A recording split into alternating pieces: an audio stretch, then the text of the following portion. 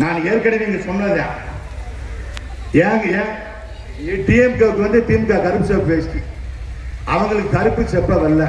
ஒரு வேஷ்டியை ஒரு கட்சி தானே கட்டணும். அதிமுகவும் கட்டுது, இந்த டிடிவியும் கட்டுது, இந்த தினகரன் கட்டுது. எவ்வளவு ஒரு அசிங்கமான ஒரு நாட்டில் போயிட்டு இருக்கு. ஒரு கட்சி வேஷ்டியை வந்து 3 பேர் கட்டிட்டு இருந்தா இவர்கள்ட்ட எப்படி நாட்டை ஒப்படைக்க முடியும்?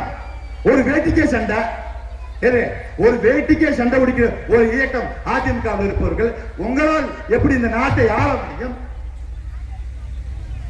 நடிகராக விஜய், நீ எப்படி இந்த நாட்டை ஆள முடியும்?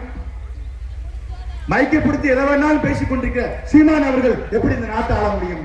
இந்த நாட்டை ஆள தகுதிப்படுத்தது திராவிட முன்னேற்ற கழகம் தான். அதுதான் இந்த தமிழ்நாட்டு மக்களை காப்பாற்றும். அவர்கள்தான் நல்லாட்சியை கொடுக்க முடியும்.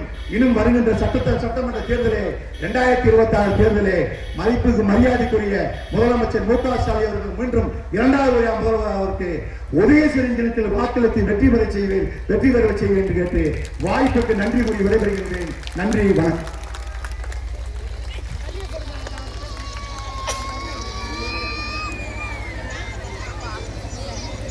அடுத்தபடியாக